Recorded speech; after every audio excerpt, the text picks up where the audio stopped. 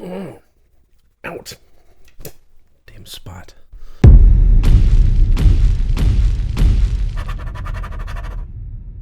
Hello and welcome to Rotted Review of the Day. And today I am taking a look at the 2018 movie Ghostlight. This was made in 2018 but just got distributed just recently, I think in June of 2019. This was an interesting one. This was a difficult one for me to really kind of nail down how I felt about it. Ultimately, what I walked away with was a sterile piece of horror fluff that was equal parts entertaining and forgettable. And while I was watching it, there was just this weird feeling I was getting, and I really couldn't pin it down. I did have a moment of revelation later, but while I was watching it, it was trying to be, scary, but it wasn't. It was trying to be whimsical, but it wasn't. It was trying to be comedic, but it wasn't. It was trying to walk all these, keep all these threads going, and I couldn't see the tapestry that it was trying to weave. And ultimately, the moment of revelation came when I hopped onto IMDb after the fact, and I looked up the director of John Stimson.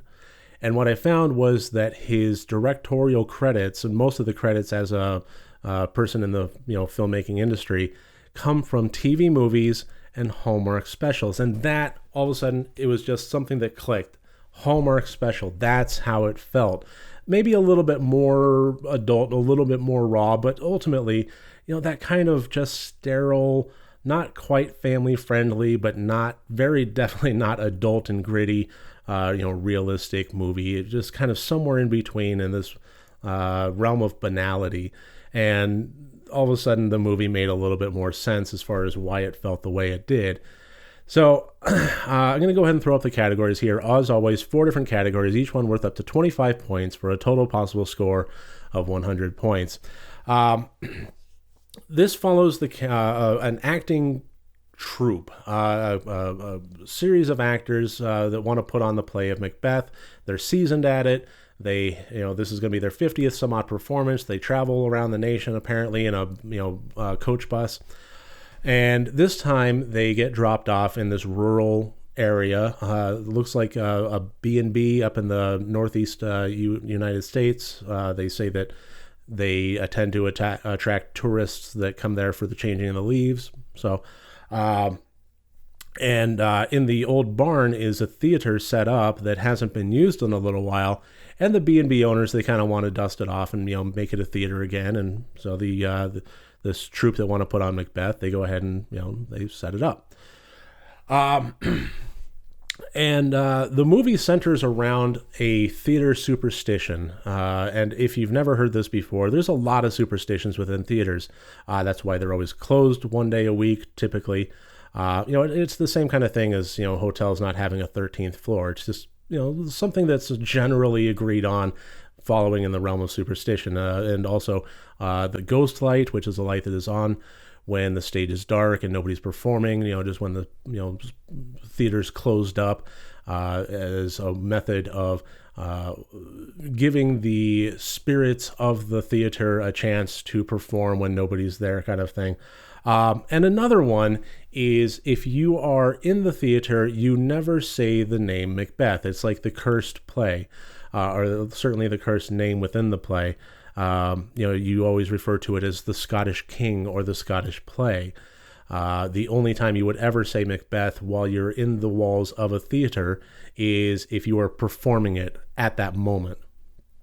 And so this theater troupe, they get there, and you have a whole cavalcade of characters. You have the overacting and seasoned but well into the has-been category of actor, played by Cary Elwes. And you have the director of the play, Henry, played by Roger Bart.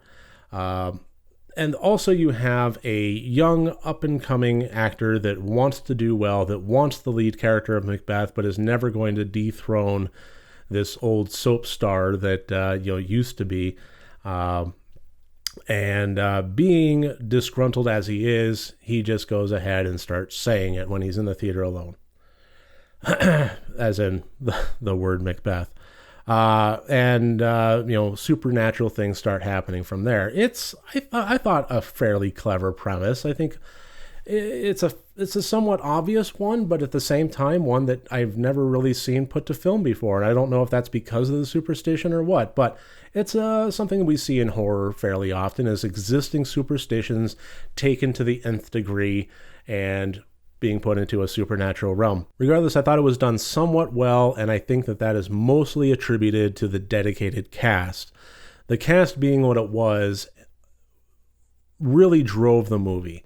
And if they had not been as good as they were, not to say that they were fantastic performances, they were kind of one note and cheesy, but I thought they were fun, and I thought the actors were having fun doing it, and I think that showed through, and I really think that that's what kept the movie going. If it was a miserable cast that were just kind of reading lines instead of, engaging in dialogue, it would have been an absolute slog of a movie to get through. But it really wasn't. I thought it was actually kind of enjoyable, but again, ultimately forgettable. Every aspect of this one was just kind of paint by numbers as far as, a horror or a mystery movie goes. There was no real surprises. The surprise reveal at the very, very end, saw coming a mile away. Like, as soon as it showed up on screen way back in Act 1, like, okay, well, that's what's happening, and that's what they're going to reveal later, and sure enough, there was. That's just an example. I mean, everything about this one was just kind of there. So I think that kind of explains every category here, except for the intent, insofar as everybody did a fairly decent job with, the plot and the technical abilities, the effects, the editing, and so on and so forth. It was all there. It was all adept. Nothing about it felt amateurish or bad.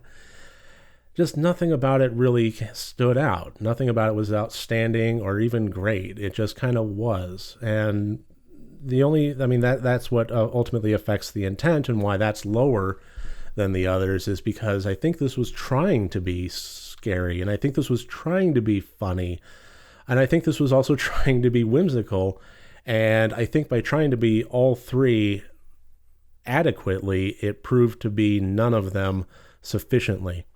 So I think that should about do it. I mean, honestly, I don't have a whole lot more to say about this one. I'm going to go ahead and wrap up this review, but that's ultimately how I felt about the movie Ghostlight 2018.